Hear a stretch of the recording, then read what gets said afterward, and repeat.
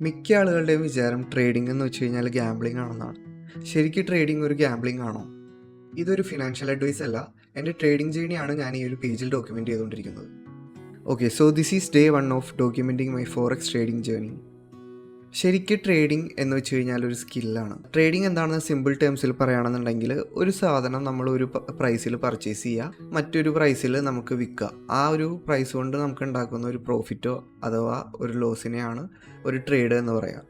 Okay, ഇപ്പോൾ ഒരു real life example എടുക്കുകയാണെന്നുണ്ടെങ്കിൽ, ഞാനൊരു 1000 രൂപയ്ക്ക് ഒരു ഗോൾഡ് കോയിൻ വാങ്ങി. ഉടനെ ഒരു 2 ദിവസം കഴിഞ്ഞപ്പോൾ തന്നെ ഗോൾഡിൻ്റെ വാല്യൂ അങ്ങോട്ട് കൂടി 1000 എന്നുള്ളത് 1200 ആയി. അപ്പോൾ ഞാനത് സെല് ചെയ്യുമ്പോൾ എനിക്ക് കിട്ടുന്ന പ്രോഫിറ്റ് 200 റുപ്പീസാണ്. അതേസമയം സെയിം ഒരു എക്സാമ്പിൾ നോക്കുകയാണെങ്കിൽ 1000-ന് ഞാനൊരു ഗോൾഡ് കോയിൻ വാങ്ങി. 2 ദിവസം കഴിഞ്ഞപ്പോൾ ഗോൾഡ് മാർക്കറ്റ് ഇടിഞ്ഞു, അതിൻ്റെ വില 800 ആയി. അപ്പോൾ എനിക്ക് ഉണ്ടാകുന്ന ലോസ് അവിടെ 200. ഈ രണ്ട് ഒരു എക്സാമ്പിളിൽ നോക്കുകയാണെന്നുണ്ടെങ്കിലും അവിടെ നടന്നൊരു ട്രേഡാണ്. ഇതാണ് സിമ്പിൾ ടേംസിൽ ട്രേഡിംഗ് എന്താണെന്നുള്ളത്. ഇനി 3 മേജർ ട്രേഡിംഗ് മാർക്കറ്റ്സ് നോക്കുകയാണെന്നുണ്ടെങ്കിൽ, ഒന്ന് സ്റ്റോക്ക് മാർക്കറ്റാണ്, ഒന്ന് ഫോറക്സ് മാർക്കറ്റ്, മറ്റൊന്ന് ക്രിപ്റ്റോ മാർക്കറ്റ്. ഇതിനെക്കുറിച്ചുള്ള ഡീറ്റെയിൽ ആയിട്ടുള്ള വീഡിയോസ് വരുന്ന ദിവസങ്ങളിൽ നമുക്ക് ചെയ്യാം. അപ്പോൾ ഓക്കെ, ബൈ.